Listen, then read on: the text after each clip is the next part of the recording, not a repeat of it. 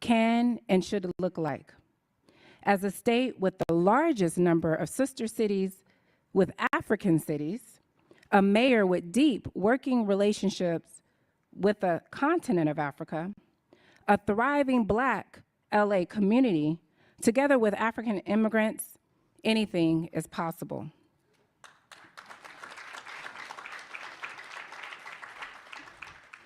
We hope that the State Department's new efforts with the creation of the Special Representative for City and State Diplomacy under the leadership of Nina Hashikagan, Los Angeles' first vice mayor, will create global trade and solution-solving spaces between American leaders, its citizens, and their international counterparts. Yes, we are indeed confident in Africa's future, particularly with regard to Africa's political unity, growing economy, and expanding opportunity. One of the most encouraging and exciting African developments has been the degree to which the African Union, successor of the OAU, has set pace for unified political standards and conflict resolution on the continent. It has taken an indispensable leadership role in addressing political crises from Burkina Faso to Mali. The adoption of the African Union Charter on Democracy, Elections, and Governance by member states is a collective commitment to a transparent and participatory government. And now, the creation of the African Continental Free Trade Area will create one of the largest free trade areas in the world.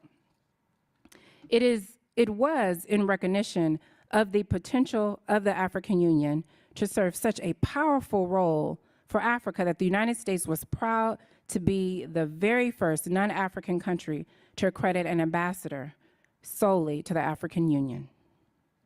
And it is in recognition of the reality of Africa's influence and importance that the Vice President and several senior Biden officials traveled to Africa in 2023, fulfilling a pledge President Biden made during the December U.S.-Africa Leaders Summit. These trips included visits by Secretary of State Anthony Blinken to Niger, a place where I worked for 3 years, and Ethiopia, Linda Thomas Greenfield, the U.S. Ambassador to the United States, who visited Ghana, Kenya, Mozambique, and Somalia, and U.S. Treasury Secretary Janet Yellen to Senegal, South Africa, and Zambia, to name but a few. The spread of democracy and good governance is one of the key factors leading to increased economic growth in Africa. We are pleased to see that some of the fastest growing economies in the world are in Africa. Since 2021, the U.S. government has helped close more than 800 two-way trade and investment deals across 47 African countries for a total of estimated value of over $18 billion. And the U.S. private sector has closed investment deals in Africa valued at $8.6 billion. There's enormous economic potential in infrastructure, agribusiness, consumer goods, manufacturing, and a host of other sectors beyond extractive industries. The U.S. government recognizes that the economic future of Africa is bright, and we want to help American companies benefit from these opportunities by engaging, investing, and partnering with African businesses. We will make every effort to show the American private sector that Africa is open for business, and that they should seek opportunities to engage, partner, and invest there for mutual benefit. Finally, this trend of economic growth will hopefully lead to expanded opportunities for citizens across Africa. Africa is a young continent with 70% of the total population under 30. These young people have a great dynamism and hope for their future, but they will also need jobs and education to realize their individual potential and to contribute to the prosperity of their countries. The United States, therefore, continues to invest heavily in the Young African Leadership Initiative, or YALI, which in the last decade has engaged more than 28,000 young Africans in leadership training and networking with their peers across the continent. We continue to support 500 students from 34 African countries to study in the United States through the Fulbright Scholarship Program. And from 2021 to 2022, the United States welcomed 42,000 international students from Africa.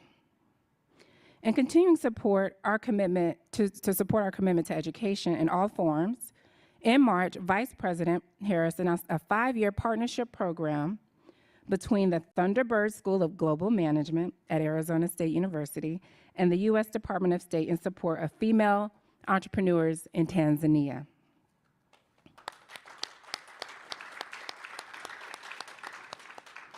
Tanzania joins nearly 25,000 women in the Academy for Women Entrepreneurs initiative that will provide women entrepreneurs the knowledge, networks, and access they need to launch or scale successful businesses. The program currently implemented by 20 U.S. missions in sub-Saharan Africa, and we expect the Academy to expand to an additional 4 African countries: Cameroon, Eswatini, Lesotho, and Somalia. We are anxious to learn how we can be supportive of deepening university partnerships between Africa and U.S. institutions and of higher learning, particularly historically Black colleges and universities, of which I am a graduate, which has great potential to revolutionize both the content and accessibility of tertiary education in all of our countries. So, in reflecting on the histories of our peoples, Africans and Americans are much more than lives lived in parallel, like eucalyptus trees growing tall but separately. Instead, our histories are more like the vines of the baobab tree, weaving into each other as they grow toward the sunlight, increasingly and inevitably intertwined.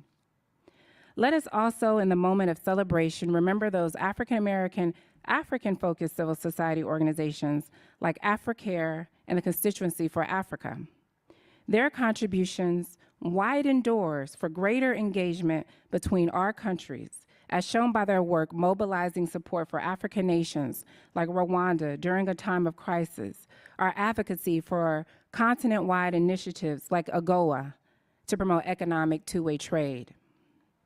Anniversaries such as today offer an opportunity to embrace the future, as well as a chance to reflect on the past. The United States is optimistic about Africa's future, and we are committed to being a stalwart and unshakable partner supporting the path that Africa chooses for itself. It is in recognition, yes, that is very important. It is in recognition of our shared past and faith in our common future that President Biden will make a trip to the continent in 2023. In conclusion, as we celebrate this Africa Day, we should recognize while our histories as Africans and Americans may have defined the past, it is now that we shape the narrative of our future. Let our triumphs of the past inspire our bright and prosperous future, rooted in a shared vision, marked by common values, and a commitment to dignity for all. Thank you.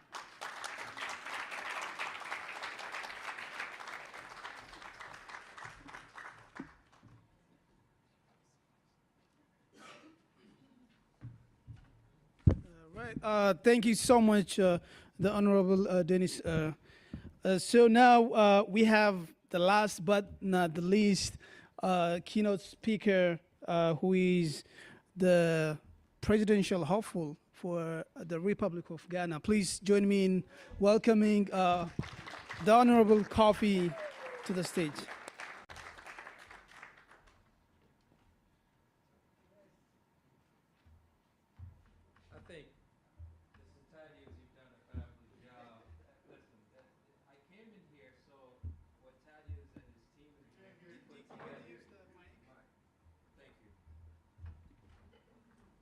I came in this afternoon and saw the job that you've been able to do, and I think we all need to stand up for 1 second under the leadership of Dr.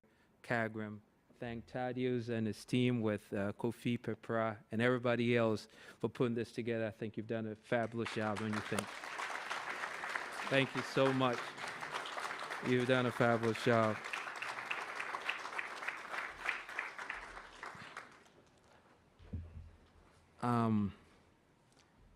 Welcome and good afternoon. Mr. Thaddeus Belay, President and CEO of the U.S. Africa Institute. Thank you, you and your team. Again, I must begin by acknowledging the Thunderbird School of Global Management at Arizona State University for organizing today's program to celebrate Africa and explore its place in a globalized world. Discover African Island Odyssey, a unique Distinguished project guests, that invites you to explore. ladies and gentlemen, I'd like to begin by recognizing my fellow keynote speakers for this portion of the proceeding.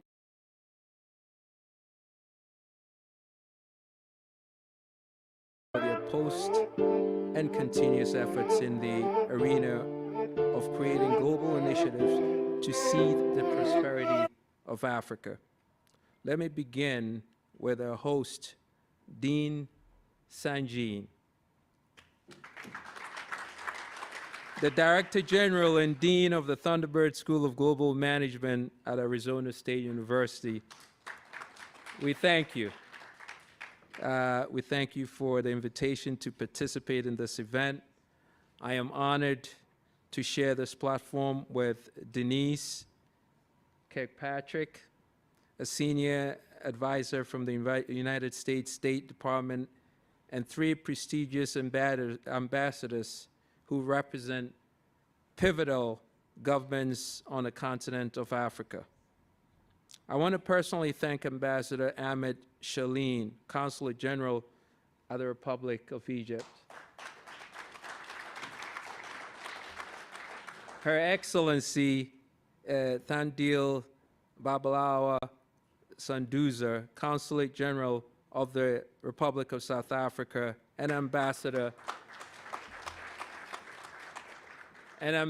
Thomas Kwaka Omolo, Consulate General of the Republic of Kenya, for their diligent work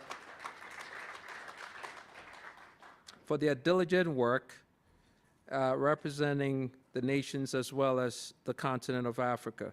As a candidate for President of Ghana on the 2024 ballot, Africa Day is dear to my heart and it's seared in my soul. Ghana was the first African nation to achieve independence from the chains of colonialism. In 1957, it was a beacon of hope for African nations, many of which followed its lead to self-determination. Today, I believe that Ghana must continue to be a front-runner among the nations of Africa as it finds its leadership place in a globalized world. My public service began decades ago as a voice for the diaspora. I fought for the right for those in the diaspora to vote, a battle which I continue to this day. Ghanaians in the diaspora can constitutionally guarantee the right to vote, yet administrations from both ruling parties have failed to implement the right to vote for those in the diaspora. As a founding member and executive officer of the Progressive Alliance movement, I brought this issue to the High Court in Accra and received a favorable ruling. Years later, we are still fighting for the vote that will give Ghanaians living abroad a seat at the table of government in a nation of their birthright. Citizens of every African nation are driven away from their homelands in search of economic opportunity. Many countries like Ghana welcome the tax receipts and money that the hard-working diaspora sends home. That money supports homeland governments. The diaspora deserves a voice. The voice of the diaspora must speak with a leadership guided by public diplomacy. It is important that we discuss and explore the mechanisms of globalization and diplomacy to expand the rights of the diaspora as well as the citizens at home. In my crusade for the presidency in 2024, I have clung to the belief that education and public-private partnerships are essential for the growth of the economy of Ghana and its people. The same is true for all of Africa. The ASU 100 Million Learners Initiative in Africa can change the dynamics for those at home as well as in the diaspora. The nations of Africa are rich in natural resources as well as talented people. Africa is well positioned to utilize innovative technologies for sustainable agriculture, production, and clean energy through private-public partnerships. What Africa lacks are responsive governments that serve its people and thoughtfully fund inclusive education beginning in early childhood. Africa is a continent of several thousand ethnicities, distinctive people living in 54 nations. It is education that will unite the power of African citizens to lead in a globalized world in the era of artificial intelligence, virtual reality, and the space age. Africans at home and abroad can play integral leadership roles in the revolutionary evolution of healthcare, technology, and a new human era.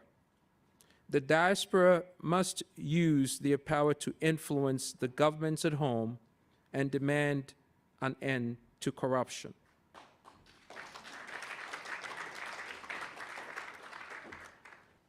The money, resources, and bad trade deals that now fund corrupt regimes must be redirected to create world-class educational institutions throughout the African nations. The citizens of Africa need and demand the opportunity and power that educations offer to them. The government representatives, ministers, and presidents of African nations need education in international finance, the power of public-private partnerships, and the importance of educating its people. The diaspora is a powerful force. Together, we must demand that the governments of our homelands understand their purpose. It is to serve the citizens. It begins with educating the people so that economic opportunity can be found at home. I look forward to continuing the dialogue in today's panel discussion forum and every day as we build an Africa that will continue to burn as a beacon of the future in the age of globalization. Kwame Nkrumah, a freedom fighter and first president of Ghana, said, "We face neither east or west. We face forward." In 2023, Africa as a continent and a people comprised of thousands of ethnicities must face forward as we lead a globalized world into the future. Thank you for your kind attention. I look forward to getting to know your thoughts as we continue this discussion throughout the day. Good day.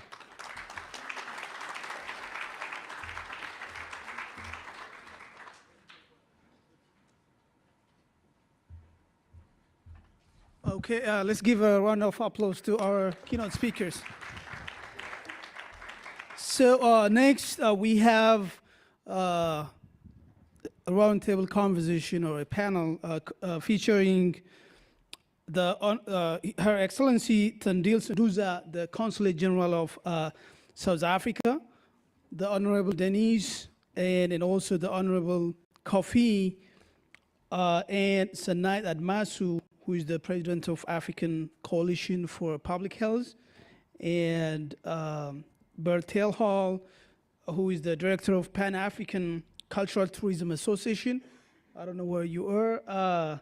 And also Alia Daniels, from the global, who is the Global Trade and Foreign Investment Coordinator at the Los Angeles Area Chamber of Commerce. Guiding this insightful conversation and panel and dialogue will be our own brother, Professor Kofi Pepra from the U.S. African Institute.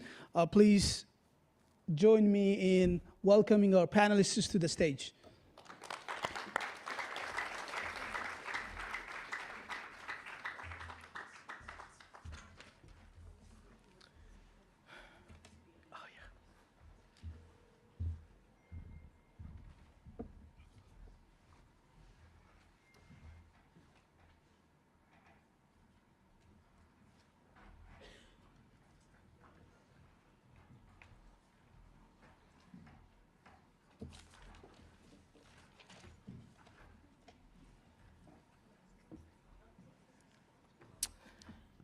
African Day.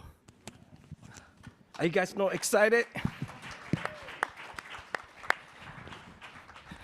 You know, when our first president, called Dr. Kwame Nkrumah, became the president, he said, the independence of Ghana is meaningless unless it is linked to the total liberation of Africa. And here we are celebrating African Day. And we have a distinguished guest over here. And I have a few questions for you because we don't have time. And I know my brother colleague is like, guys, you got to get on quick. So I'm going to be very quick about it. So my first question goes to His Excellency Consul General Tandil Sunduza. She's the Consul General of Republic of South Africa. So my question is, as the Consul General of the Republic of South Africa based in Los Angeles, can you share your insights on the role and impact of African Consul General presence in Los Angeles, particularly in fostering relationships and bridging cultural gaps between Africa and the United States?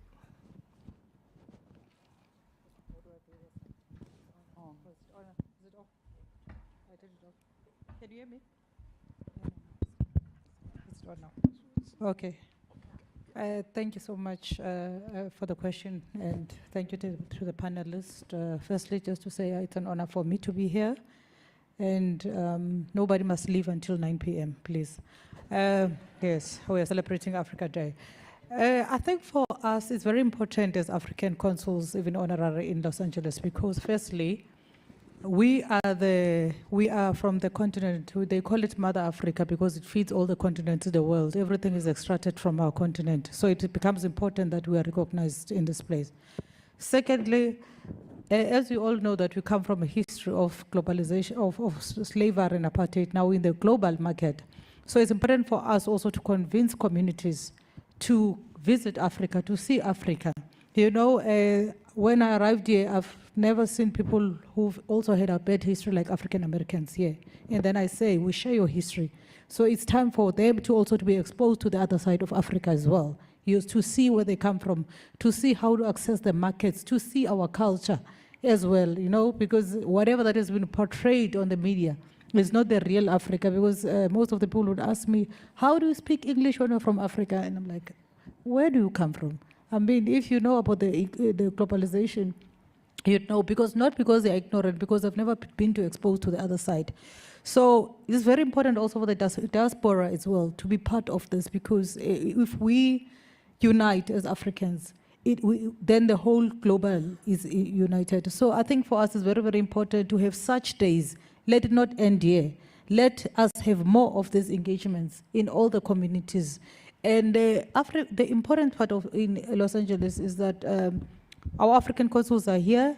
They know that sometimes we do have challenges to access the communities. So I think the communities must also open up for us to say, here we are. How do we trade together? How do we see each other together? I think also that's where also the understanding of cultures will be there, because sometimes when I start doing, people are like, is she from the bush or what's happening here? But that's how we celebrate as Africans, I think.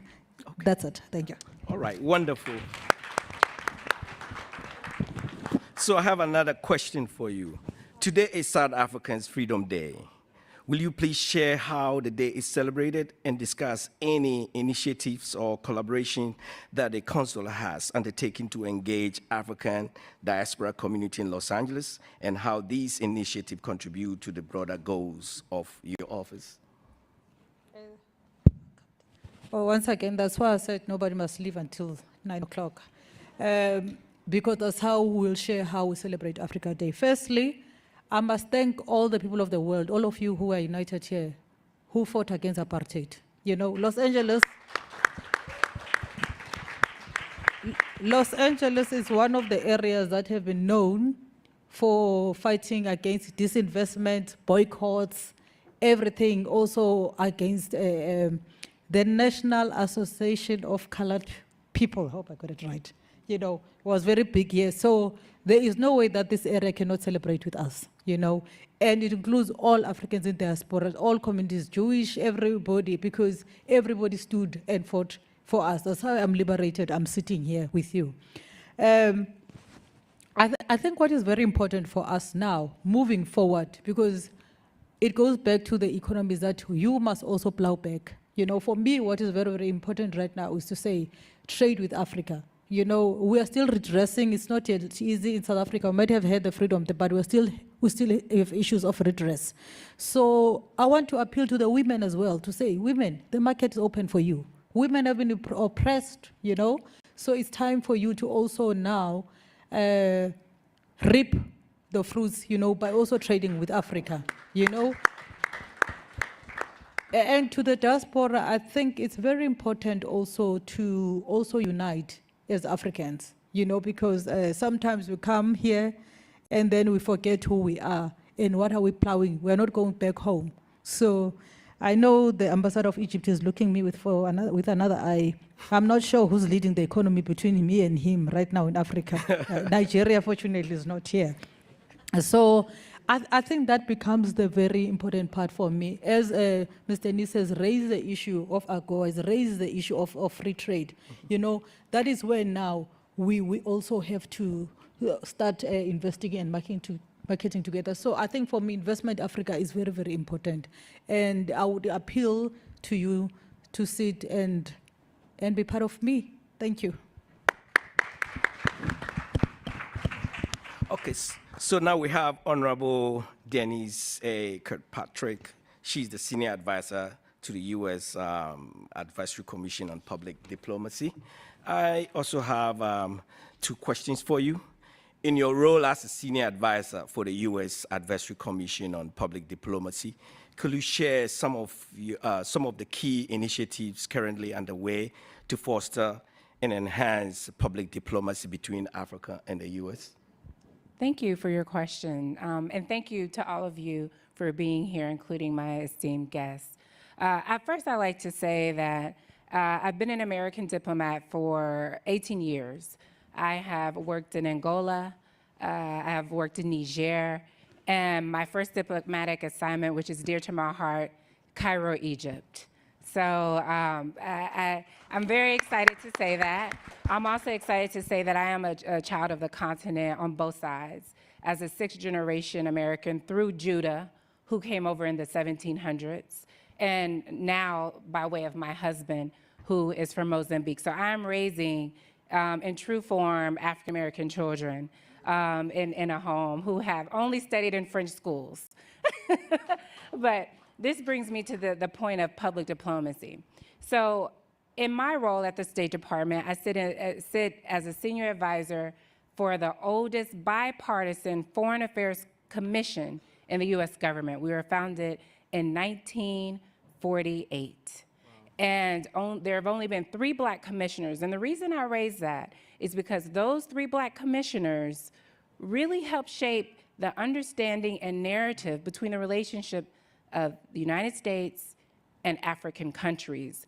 They were the first to raise how we were issues of public opinion, but also how our public diplomacy programs and activities were engaging or not engaging citizens of the continent. Which leads me to what is our focus with Africa when it comes to public diplomacy. I like to think of it as a triangle where we have a clear set of objectives, one which includes strengthening democracy and governance, facilitating economic trade opportunities, and also advancing peace and security, both on the national security side, but also in the health sector. But all of that is underpinned by youth engagement and civil society, right? Because we already talked about the demographics and the youth bulge. And that's something in our work in public diplomacy, through our engagement with Africa, we really try to harness. And in 3 particular areas, I'm gonna give you 3 examples of what I believe and how we're doing this well. We're doing that through the Young African Leaders Initiative, and it's kind of broken down in 3 groups. The virtual network comprised of 600,000 folks on the continent, followed by the Mandela Washington Fellows. Those are the individuals who come to the United States for several weeks. We are now at over 5,000. And then the 3rd group are the participants in the regional leadership centers.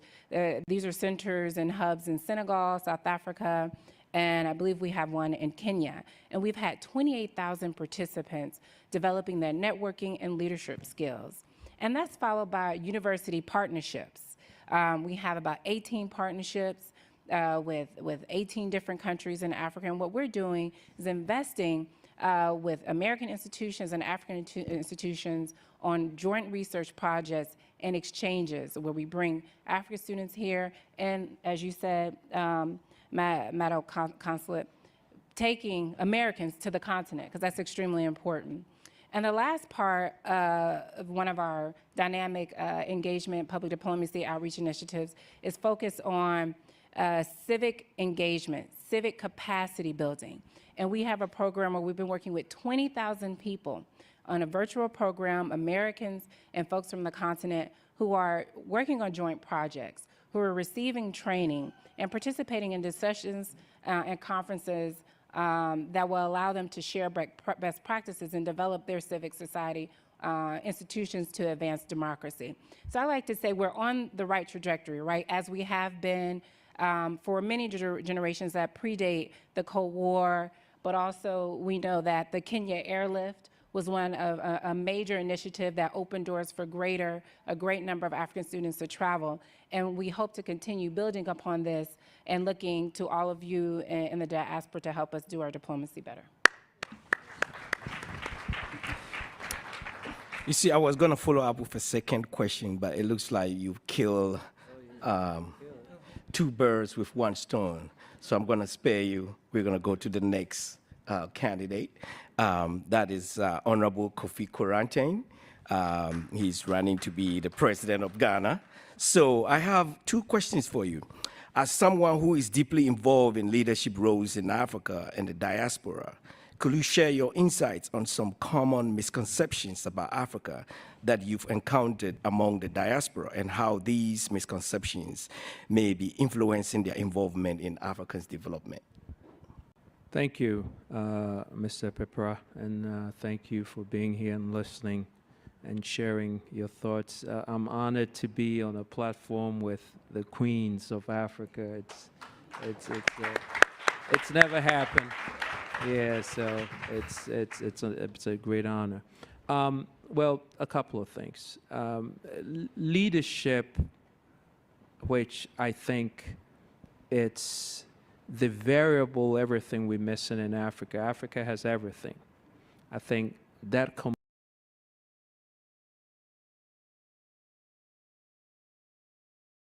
component that brings hurt Africa, because I think most of the leaders in Africa,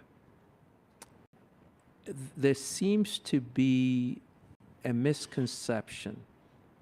Our role, that which needs to be done, our service, understanding that it's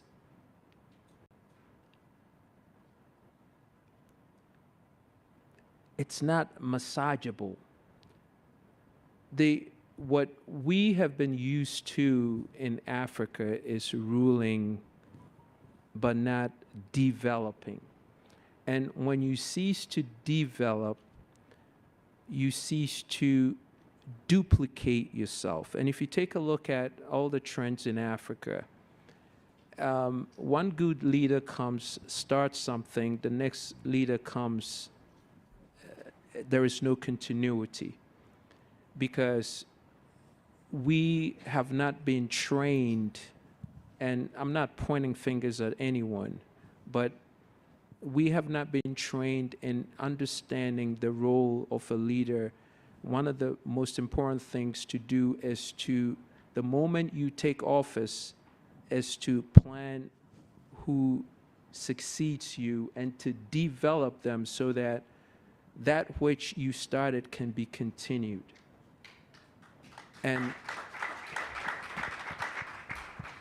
And it has created a degenerative vacuum in Africa. First of all, when they come, they don't want to leave, right? I mean, it's only in Africa where you have people stay 20, 30, 40 years, and they drop dead on the seat. But the problem that we need to realize and recognize, and this is what has, if you take a look at America, and it will bring it all, I'll bring it all home for you to get what I'm saying. From 1946 to 1964, there was a sector of the population called the baby boomers. Now, if you go back and you take a look at what the baby boomers have done to the economy and trends in America, they have pretty much controlled everything. When they were kids, it was the Tonkers and all the baby food companies, and when they went to high school, it was the toy companies. When they grew up into teenage, it was the high school and the colleges. They got married, and it was a real estate boom. The same thing happened in Africa, but in reverse, because when we started developing, most of the people had to leave Africa in search of greener pastures. And the leadership crisis we have had have stopped the Africans who came and gained assets, gained value, some things that they could have brought back to Africa to help us elevate our global relevance, did not happen. So now, if you take a look at Ghana, for instance, Ghana does not have a middle class. And it's the same thing that's happening if you take a look at most of the countries in Africa. The middle class have left. They have gained assets outside, but because of this leadership crisis we're having, we're not building the bridges to have them come back home. So the intergenerational transfer of wealth that would have happened, if you take a look at what you talk about the baby boomers with America, they transferred over assets to their children and their children's children. We cannot have that happen, and because of that, it's created a huge vacuum, which has perpetrated into debt after debt. And we go to IMF, we go to Paris Club, we go to all these institutions for help. And when they give us the help, we're not able to build a continuity with that money, because the income that is supposed to be there, it's not there. It's all out of Africa.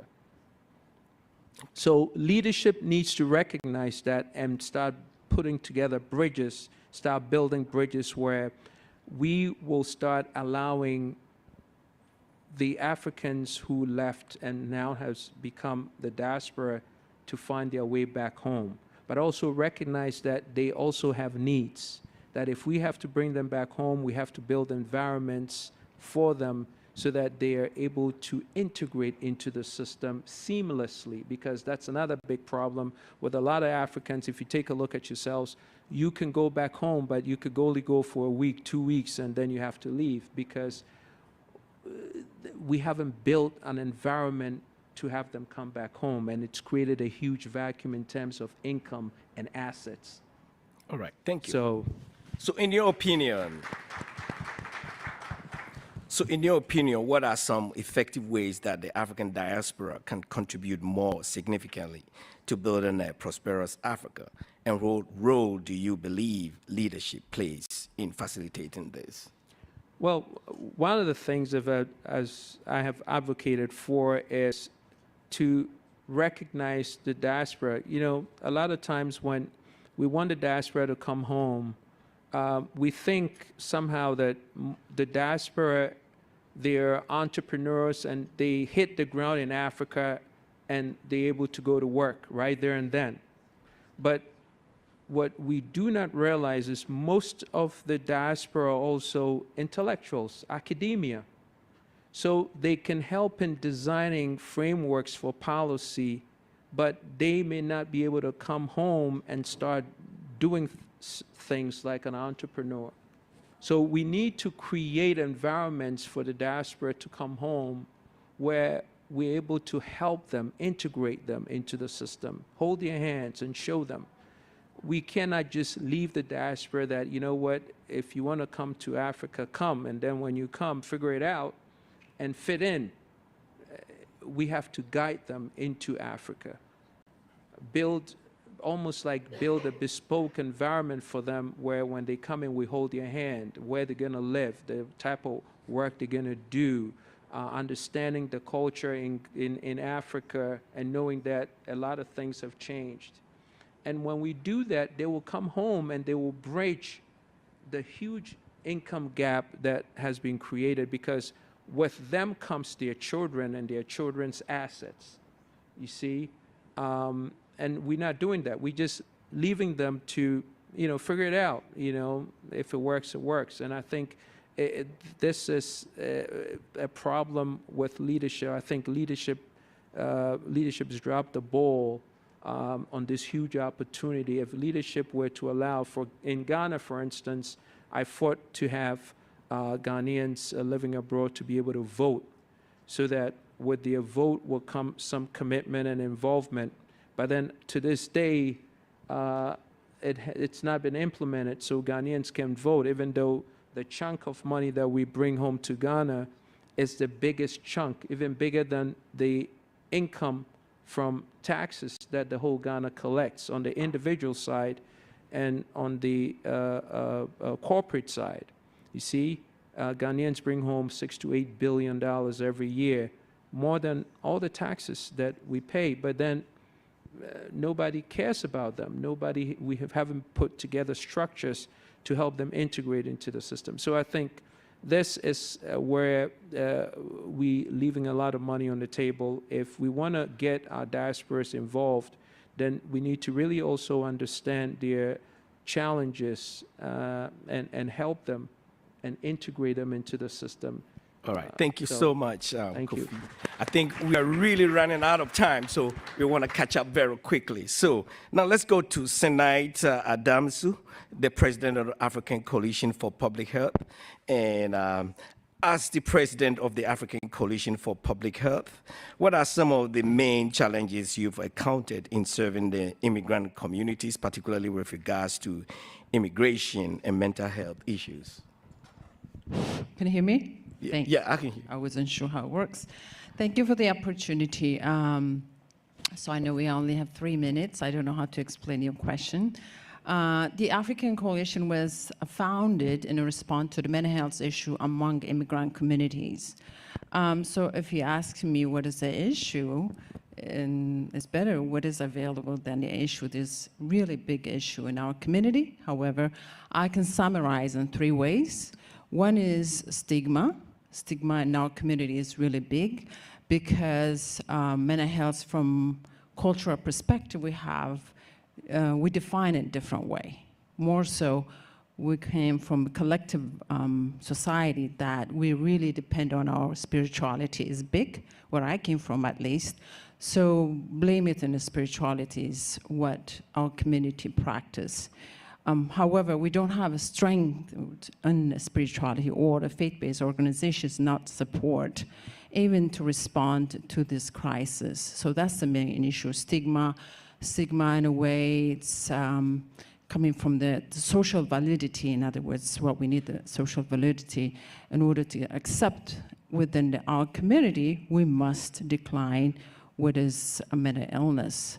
But in reality, most of us has some level of mental illness, and our acculturation process is really huge to create that issue as well, because we don't have, which I'm coming the next one.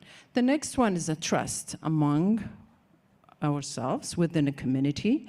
Trust comes from pre and post migration that study shows 27 most migrants from Africa came from the war zone conflict. So even back home, we carry on that. And the most, we don't have a trust in any authority or public entity that, and what's the catch is the question every time we help. So trust being really difficult to reduce the stigma or integrate the services that is culturally or linguistically services to the community. The third one I would say is lack of resources. As you know, If I may, you can correct me, we're the only organization in Southern California provide mental health immigration services for African diaspora, which you can speak over 10 different African languages. You can see this, and because we fought the fight. I've been discussing with the representative for the State Department that how do we improve this service for our community, because resources really hard. We're the taxpayers. We cannot just define one African, because in Africa is unique. That's why unique service is needed, because each communities, each country has its own value, custom, ritual, traditional way healing, whether mental illness, other aspects of the community. So lack of resources, one of the challenge. There's no equitable service providers within our community that really focus culturally and linguistically, as I said. So I would say the 3-1 is the major one without going deeper. The time and done allowed me to go deeper. Okay, thank you. Okay, so last question, you got to be brief, right? Could you share your insights into how different stakeholders, including African diaspora communities, can come together to improve public health outcomes for African immigrants in their host countries? We have to do the work. As my sister says, civil engagement is one way. We have to be the one, a decision maker. We cannot cry all the time, we don't have this, because we are the immigrants and we have the first generation community. Diaspora is the first generation. We have our children. So we have to be able to empower, to become decision makers. We have to engage them, that teach them what is the identity, make sure they're secured and are proud to be who they are instead. And most, it's our weakness is no networking. This is the first time I'm seeing diverse African descendants and other. We must integrate to other cultures, because as immigrants, we have so much in common than differences with other ethnics. And that way we can make difference and unity and solidarity. So we really must work to engage other communities. I hate to say this, in most, we've been called hard to reach the community. We're not really hard to reach communities. We are not. It's our job to say we can be reached, and it's our job to express what is our needs and what we need and how to engage our community. This is one way showing. I'm so proud of U.S. And what is U.S. Institute and what you guys doing.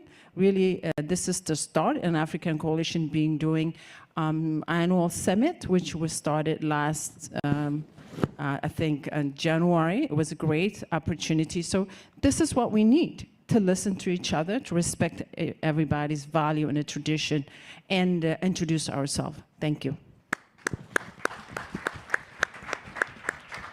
Okay, so we have, I think we are running out of time. Do we have enough time?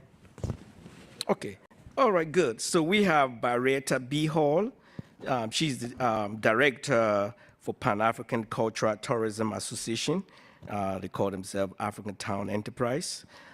Could you elaborate on the main objectives of your organization and how it aims to create a positive impact on the African diaspora community and in bringing African Americans and African diaspora together? Thank you very much. You talk about diversity. Let me emphasize a little bit a different side of diversity. The key problem that I think is among us is racism, racial. How do you say racism? Race? Good deal, thank you, racism. And I say that because we're not being honest when we talk about leadership, when we talk about resources, education. We're not being honest about who controls it. For instance, just in the history, most people don't know, even black people, don't know their true, honest, accurate history. How powerful science, language, anything that you can mention, the religions or spirituality, that's us, black folks. Now, Africa Town at Lamert Park Village, you know where Lamert Park is, I suppose. Africa Town is a movement that I started somewhere around 2004, and it still has not been sanctioned by the city council. Why? Because when I went around trying to get signatures on petitions, people would say, black people, I'm not African. I'm not African. The image of African and Africa is horrible.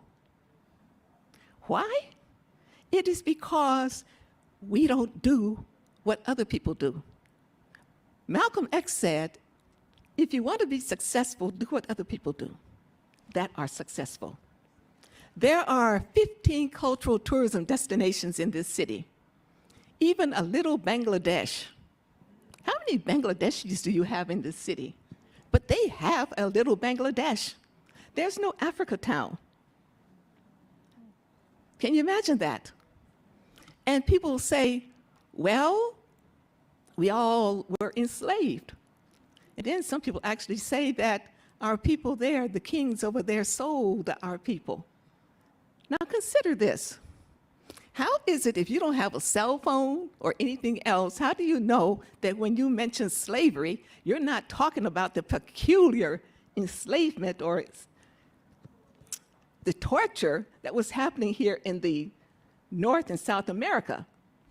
Slavery on the continent of Africa and the Middle East. I mean, you could marry you can be part of the family. It was a different thing.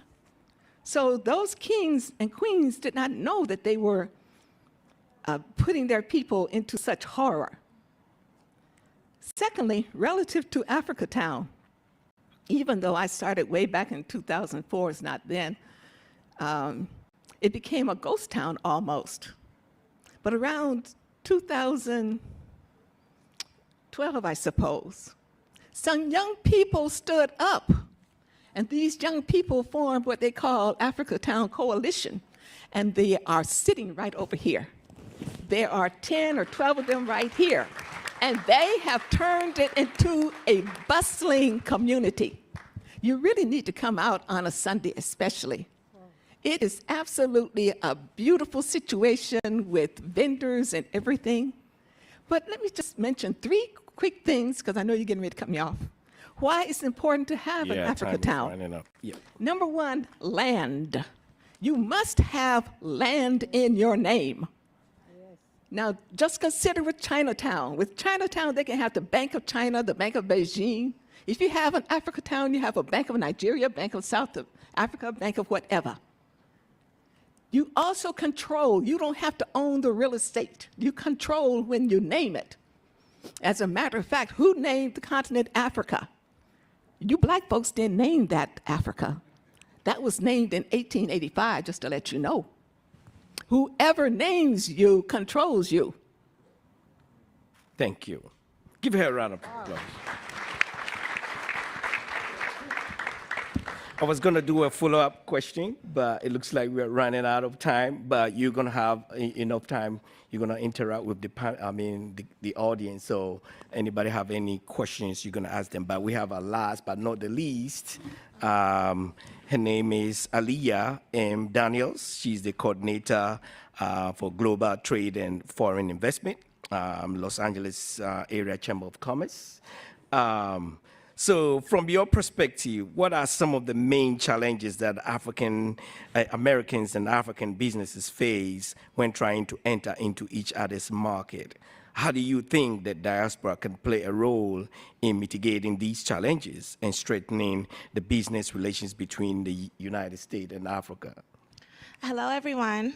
My name's Aliyah Daniels, Thank you for introducing me. I'm the coordinator of global trade and foreign investment at the Los Angeles Area Chamber of Commerce. I'm actually filling in for my VP, Kenneth L. Wingrad. Amazing man. He had a personal emergency, so he's not here today. As someone who is a member of the Chamber of Commerce, but also has lived, been educated, and worked in Africa. I've lived in Ghana, Nigeria, and South Africa. I actually got my Master of Laws in International Trade Law at the University of Cape Town. I've also advised businesses, both entering Africa as well as people who want to enter America. I actually have some that I'm working on today. I think that the biggest issue is lack of accessibility to information. It's a bit easier for people who are entering from America, on the continent, because we have really strong embassies on the continent, which can help guide and navigate.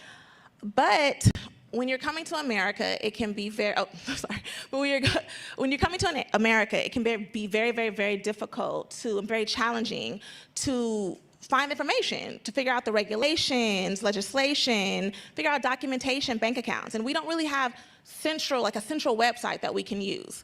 I mean, the diaspora can be very important here because if you have family here, if you know people here, you can communicate with them, connect with them, but it can be very, very difficult. I can definitely say at the Chamber of Commerce, we're connectors, we're a catalyst for connecting people and businesses to institutions that can connect you to help navigate, but information is still a big issue. One thing I can actually say, having lived on the continent, is when you're entering the African continent and wanting to do business, infrastructure, from telecommunications infrastructure to also hard infrastructure, can be very difficult. But like I said, we do have a very strong presence. The U.S. has a very strong presence on the continent, but it still can be very challenging. What I will say is that when it comes to mitigating issues, for the African diaspora will always be a critical and crucial part of that.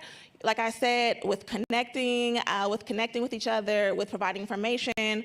Also, I guess I'll end that right there and say that. But also, just continuing on, I would just say that, I'm talking fast, I know, but what I can say is that to answer the second question that you asked is, how do I think the diaspora can play a role in mitigating the challenges and strengthening the business relationship between the U.S. and Africa? What I can say is, the African diaspora, you can continue to invest, continue to connect with one another, continue to be that source of information. And like I said, for me, I've left South Africa in 2019. I am constantly contacted by people. I obviously have a legal background as well. I got my JD at Brooklyn Law School, but people who are asking me, what can I do? How can I come here? I have a business here. I'm in trucking or logistics, and I want to come to America. What can I do? How can I help you? I mean, how can you help me? Can you assist me? Where should I go? What state should I work in? What do I do? So I think just the diaspora can be a big help in that. That is what I do, and that is what the diaspora can continue to do as well. Okay. Thank you, everybody. All right, so I think this brings to an end our panel discussion, and I'm going to open up to the public, the audience. If anybody have any questions for our audience, we'll be happy to send it across.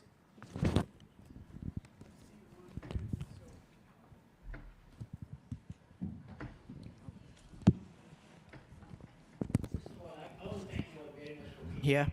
It's very informative. I'm very happy to be here. I'm humbled to be here. I want to ask a question really about one of the brothers up there who is a politician from Ghana, talking about leadership. It's a very good discussion he talked about up there about leadership. But I'm thinking, when you talk about leadership in Africa, yes, we are already failing in that.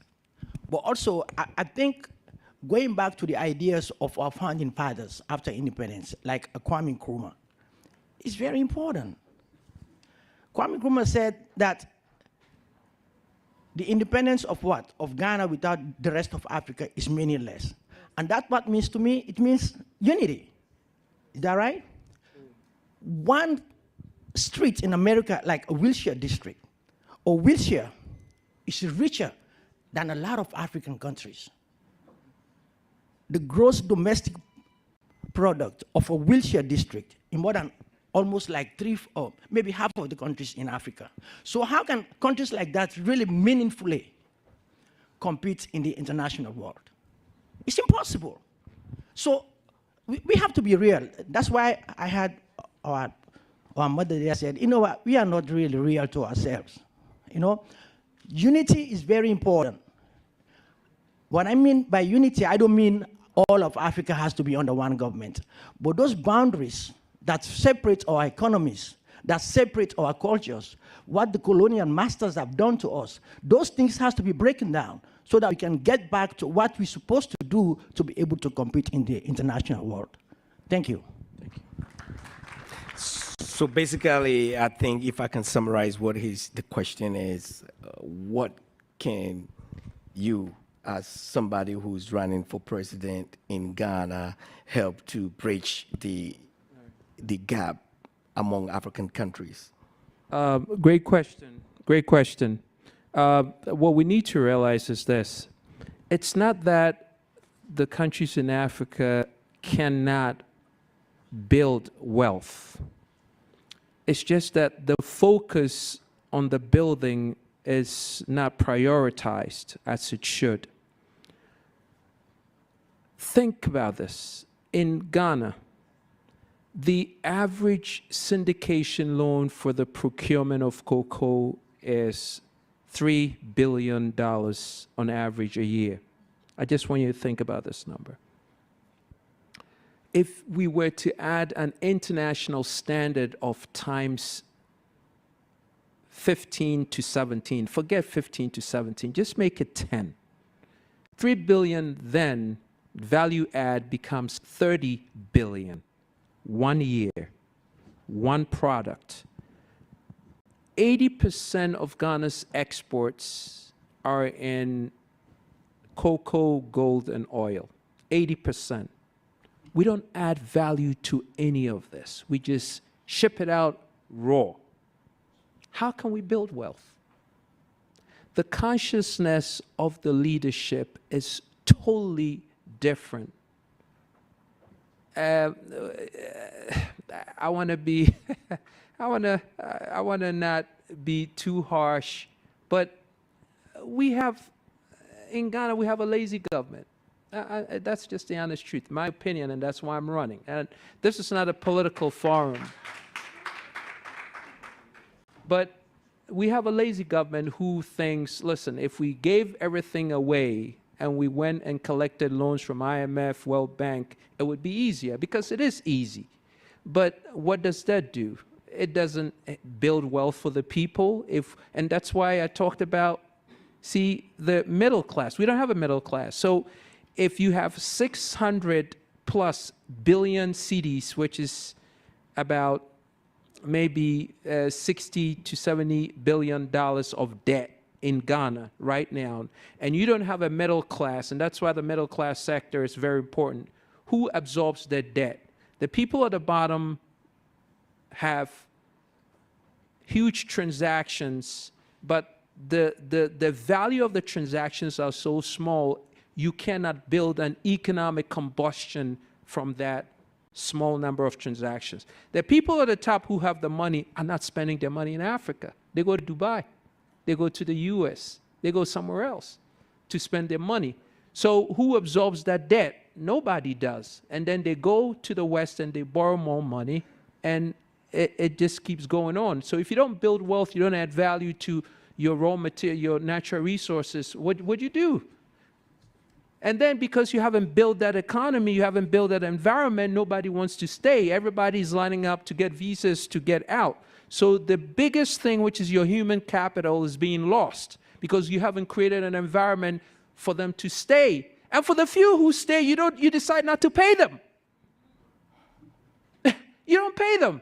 3 months, 6 months, you don't pay them. They're striking because they haven't been paid. What do? You see what I'm saying? So till we change the mindset and get the position holders to understand that, guys, this is leadership. Too hard for you, get out.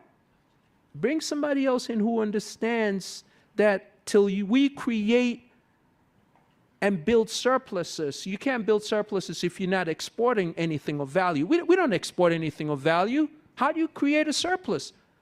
We don't have a trade surplus. We don't have any foreign exchange reserve because we don't come to the commodities market with anything. You don't add value to anything. So how do you build an economy like that? You can't. So going into the new world order, things are changing dramatically, and we talked a little bit about how the new world order is bringing in change, and it's all pointing to Africa. But Thank it you, means Kofi. nothing. I know you have. It means nothing if you don't know what you're doing. The tsunami will come and leave you, and you will be dry. Okay, thank you very much. We have a question over there. Okay. Yes. So, Kofi, we don't have time, so if you can just make it like maybe 1 or 2 more 1 minute. minutes. Okay, I will. 1 minute, please. 1 minute. Okay, well, thank you, panelists, for your insightful information. I am a humanitarian, and I do development work.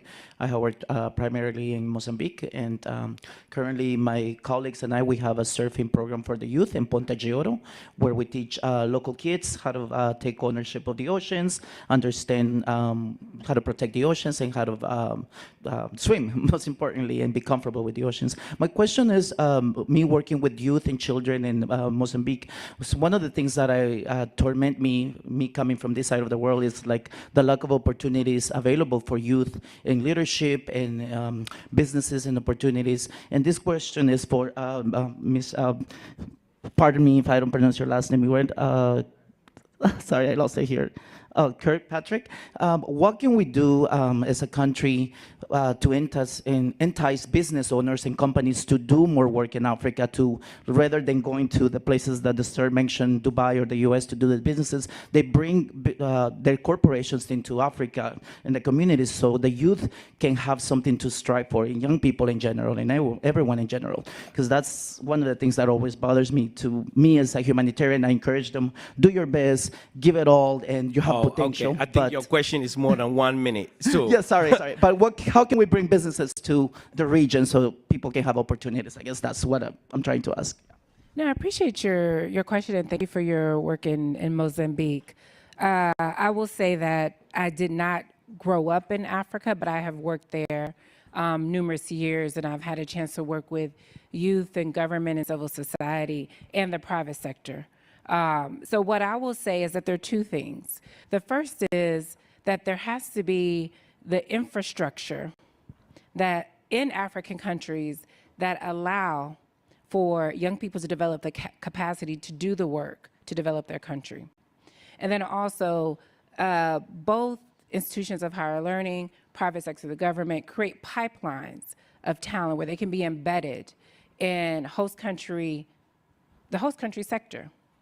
The second part to that is, I think civil society in African countries have a lot of leverage. And also, in working with the American Chamber of Commerce, there could be greater advocacy to establish quotas in terms of the number of people from host countries who work for multinationals. And Angola was successful in doing this. It was a program called Angolanization. And so particularly in the petroleum and oil sectors, the Exxons, the Chevrons, the BPs were required to hire a certain number of Angolan citizens to work in these companies. And some of these multinationals, along with the government and other institutions, funded scholarships for these students to study abroad and to come back and work. And so I think those are two examples in which I could see both various stakeholders, government, civil society, and private sector working together to create pipelines of talents so that African youth have employment opportunities in the future. Thank you. Okay, I have a question for the South African Council. You know, South Africa is one of the most developed countries in Africa. What has been the secret, and how can your example be transmitted through Africa? Okay. What did I do? Oh, okay. Is it working now? Thank you so much for the question. I think that's how I said it. Want everybody to stay because these are some of the things I'm going to address late. But let us be honest here. I know that the Ghanaian person is going to kill me after this. The first question is that let us be honest that Africans, as much as in Africa, they don't own the land and the resources. They are owned by other people from other countries. The scramble for the Berlin Conference is still taking place, you know, because certain African countries, when they take a position, they're threatened. So South Africa has been standing on that to say that, I know everybody will be interested now, I'm starting another thing, on how we are standing on the Russia and Ukraine issue. We are saying we're non-aligned because nobody must control us and tell us what to do. But now we're being threatened with sanctions because we don't want to align ourselves. So what I would say, the African countries must start being bold to say we're not going to go through this. That's where second we start. Secondly, we don't have land. When there's no land, there's nothing you can do. I think I was in Ghana the last time. You are working on oil, but it's not owned by the Ghanaians. It's owned by the British. So we still have those challenges that we have. So what we do with South Africa, we've got policies. Firstly, on black economic empowerment. Nobody's happy about that because they are redressing the past. You know, I think that is one of the issues that also in America, I think the African Americans must fight for the equalities in policies and for women as well, you know. But secondly, the youth is our priority in South Africa. We've got a very strong youth, she knows. So we've developed agencies for youth. But also corruption is a seed everywhere. So each time we're developing agencies fighting corruption. So we've got those institutions in South Africa that are fighting corruption. We're not saying corruption is not there, Thank you. but we are saying those institutions are there. Thank you so much. Thank you, thank you, thank you. Who else? Okay.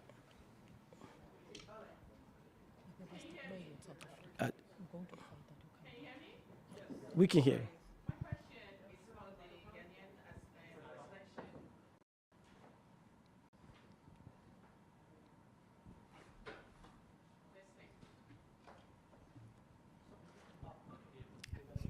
All right. Okay. Now, my question, first of all, thank you all to the panelists. And my question is for the Ghanaian presidential aspirant.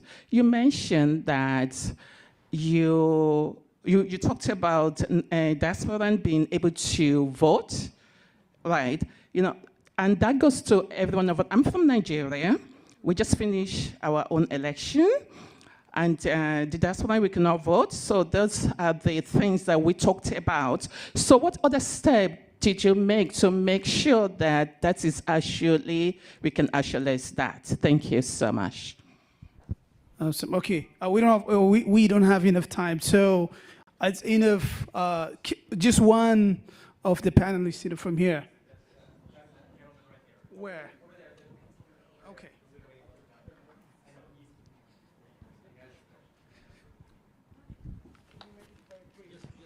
Under 1 minute, please. Thank you. You guys look beautiful. You look like Africa. Okay, my question is going to be like overlapping between Ms. Kirkpatrick and I didn't get your last name, Aliyah, because I don't see your name here. Daniel, Ms. Daniels. Okay, so the question is, as a U.S. citizen, also as an expatriate, it's a dual question of economic and politics. So there is IHAP, I think, for the foreign investment in Africa, where you can tap to the U.S. investment. And there is also Patriotic Act, because I was involved in a $2 billion project in one of the African countries. We managed to do the MOU, but finally, one of the generals wanted some money, so we couldn't make it happen. So can you say something about this? Thank you. One more question, the final one. Very brief, please. Okay, great. I'm Micah with Africa Town, and this question is directed to the Ghanaian future president. I would like to know what steps will you be taking to include African foundational Black Americans in the African Union It seems like we've been excluded from that.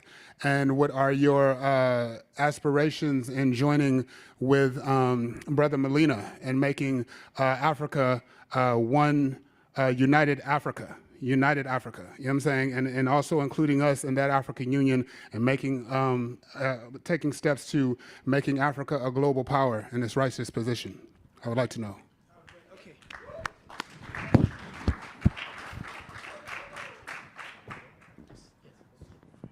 Okay, so I think we're really running out of time. So I know everybody want to get out and do something else. So please just hit it quick and we'll be done with it. Yes. So inclusiveness is what's going to get Africa. We want to work together, but before we work together, we need to first perfect our individual countries by doing the little that we could do well. And that means by all the leaders recognizing their responsibility to their citizens and exploiting the potential to the fullest.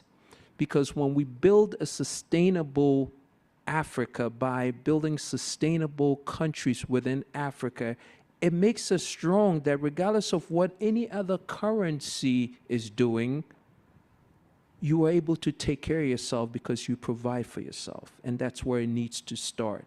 Thank you. We're not doing that right now. Okay. I'll come to you.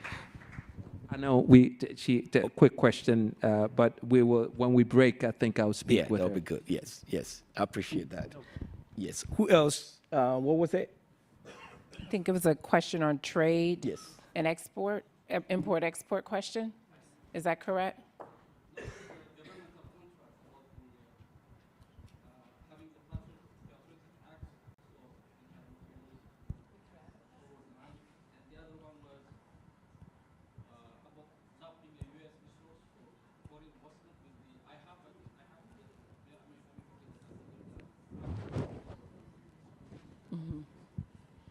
Okay, I think I understand in general what you're asking, but not specifically, so I'm going to try my best to answer. I would direct anyone interested in import, export, and taking advantage of resources to certain institutions, and I'll let my colleague elaborate on them. But throughout the United States, you have trade hubs that are organized by the Department of Commerce, and so they are a first-stop shop for any questions import, export related, and they'll be able to give you more details about AGOA and the Patriot Act. And I don't know who the person is here, but there's a person you can go to. The other thing I would also say, oh, he's actually here today, and from Department of Commerce. And then if you are interested in working from Africa here, a good resource is your American Chamber of Commerce and Country.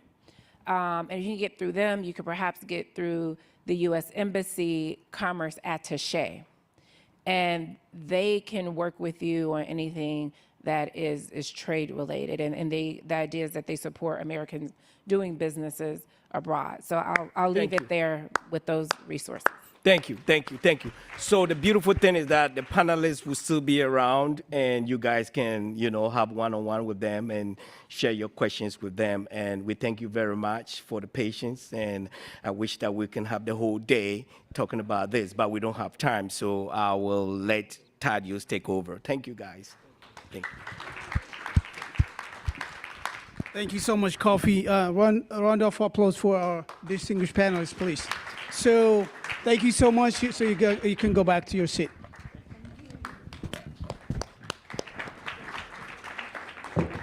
I'm sorry, we are running out of time, but we have a couple of remarks. One from Ambassador Abe Walu Simbi, a senior presidential advisor in the Diaspora Affairs, the Office of the President, the Republic of Uganda. Ambassador, please come over here. And then the next speaker will be Dr. Mustafa Kuko from Sudan. So they're going to make a brief remark on the significance of Africa Day. Thank you so much.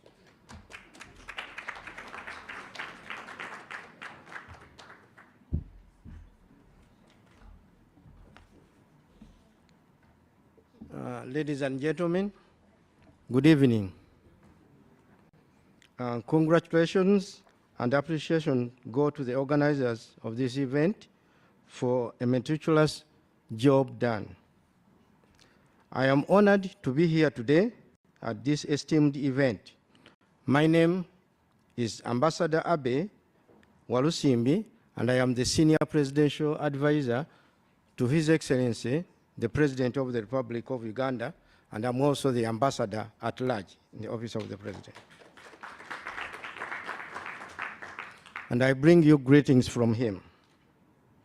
Uganda has taken significant steps to strengthen its ties with other African nations and the international community as a whole.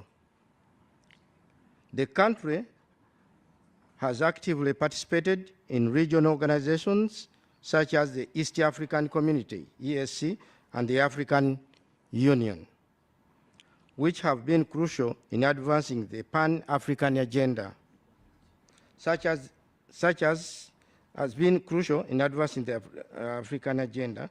Therefore, as we celebrate this African Day, it is important to reflect on building a strong, united Africa by prioritizing regional and continental integration. Today, I would like to share Uganda's approach to promoting Pan-Africanism. The importance of unity among all individuals of African descent in working towards uplifting and building a better Africa, and the vital role of the historical diaspora community in achieving these goals, which is very important. Uganda's approach to promoting Pan-Africanism consists of fostering unity, enhancing economic cooperation, and promoting cultural exchange among African nations. This approach encompasses not only political and economic integration, but also importance of cultural understanding and solidarity. In conclusion, I know you talked about the tape. In conclusion, I urge us to embrace the spirit of Pan-Africanism, work together, and support initiatives that promote unity. Unity is very important. Collaboration and prosperity, together we can uplift our continent and create a better future for generations to come. I wish you all the best. Happy African Day. Thank you.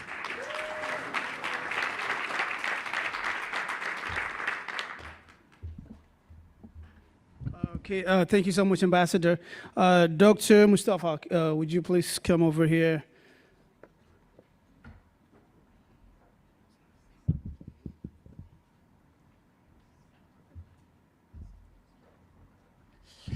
Good evening, everybody, and thanks to the elders and the brothers and the sisters who organized this event, and happy African Day. My name is Dr. Mustafa Kuku. Myself and Sister Amal and Sister Ismail, we represent the Sudanese community in Southern California. And Sudan has been in the news lately for the last 4, 5, 6 years for the very bad reasons, actually, as you all know. And I don't want to venture into the history of the country, which is one of the earliest countries that got independent in 1956. It's a very resourceful place, lands and waters and animals and trees and everything, you know. But we've been failed by our own people, our own leaders, unfortunately, since the day of the independence, you know. And right now, Sudan, my brothers and sisters, is sinking, and we need your help. We need the help of everyone. We're coming here on a sort of appeal, okay? So far, the war has killed. We have about 835 people who have been killed. The bodies are being thrown on the streets until they decomposed, unfortunately. And we have about 1.3 million people who have been displaced right now over the last just 4 or 5 weeks or so. That's what's happening in Sudan now. We have 2 generals who are fighting for themselves, for their conflicting ideas, for their conflicting personal interests, for their whatever interest that they represent. That does not represent the regular Sudanese people who are just actually very, very good people. Actually, they're living with each other. We have so many races, but they have been living in some sort of cohesion and peaceful coexistence for so long. But as I said, our leaders have failed us. We have two-pronged strategy right now. We want to stop the war. It's a nonsense, senseless war. It has to be stopped. We need to use the pressures on the American government to intervene in that regard. Secondly, we need to bring out those our remaining families in Sudan so that we bring it to safety and bring it to the United States. We put a petition that has been so far signed by 11,000 people.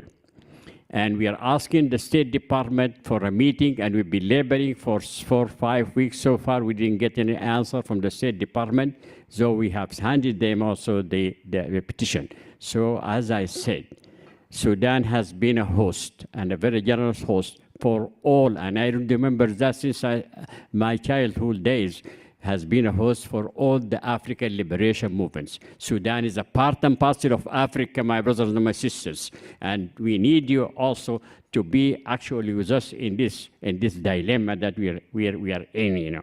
So we need everybody who's sitting here and who has a way to help us. Please, we need to talk to you. Maybe in the next segment or so that we see how we can coordinate your efforts and our efforts so that we can help our people over there.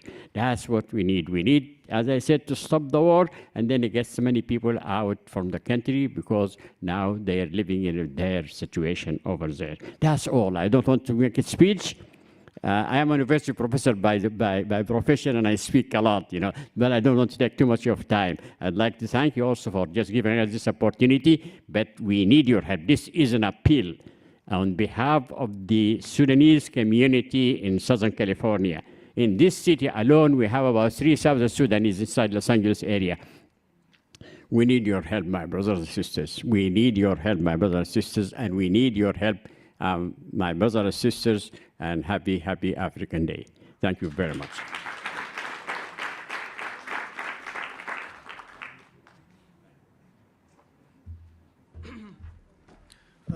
Thank you so much, Dr. Mustafa. So almost the first part of the event is almost done. So, but before that, I'd like to invite Ambassador Thomas Kwanka from the Consulate General of Kenya to make some remarks. Thank you. Thank you very much. That table will eat fast. The rest of you wait. All right. So good evening. So this is the better part of the program. This is the fun part. This is where you get to enjoy yourself. Number one, how many of you were invited here through the card? What did the invite say? What was the dress code? All right. How many of you in African? All right. How many of you are from Africa and did not come with African? Professor, you're not paying attention. Or do you have African? Yes, sir. All right, good. So this is what we shall do for the next few minutes. We have lined up for you a sumptuous, real African meal. All right? Lots of African food, meats and everything. As you know very well, in Africa, we eat during each occasion. There's a food for when a child is born, there's food for when a child is coming of age, there's food when someone passes away, there's food every time. All right? So what we shall do, we shall have a 30-minute health break. But there's tea all around, and I want to call Madam Kwaf, please come up and usher us into, Susan, please come and usher us into tea. Nobody leaves, or as they say in the movie, we in Hollywood, it says, nobody move, nobody gets hurt, okay? So don't leave. We have lots of food, lots of fun, a fashion show. We have some beauty queens from Africa, some drummers, great opera singer, the only opera singer a professional opera singer who sings in traditional African languages, shall be here. So stay around. In 20 minutes now, it's actually 34 minutes, we shall be ready for you. We'll just walk around. If you walk out into the lobby, there's an art area which we've set up. Great artifacts and knowledge about African countries. There's a tea station and another one. But Madam Gakwava, please lead us out as we go to the next section. Ladies and gentlemen, good evening.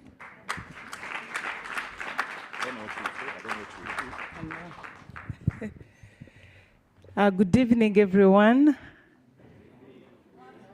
Happy African Day. My name is Susan Gakwavu. I'm the president of the Ugandan community here in California. And of course, we are going to taste some of the best African coffee around. Are you excited? So we have Kenyan coffee, we have Ugandan coffee, we have Ethiopian coffee. So get ready, guys. Are you ready? Should we go? And I want to take this opportunity again to say thank you for the panelists. I came late, I'm sorry, traffic. And the leader I had, I was very inspired. And especially the chambers of commerce. We've been talking about exporting products from Africa, you know, and we have so many questions regarding the requirements. Because I was in Uganda and we had a AGOA meeting about the agriculture, the product, but the question was how can the United States help us to make it easy for us to transport what we need to bring in. So thank you again, and definitely we'll get in touch. And Mr. Aspiring President for Ghana, a round of applause, guys, to him. We need more of him for Africa. Do you agree with me? Yeah, Africa is here, Africa is back home. But we need to take the responsibility of loving our country and stepping up for Africa. The Africa we love, the Africa we want to see. So ladies and gentlemen, without boring you, time for coffee. Enjoy. Thank you.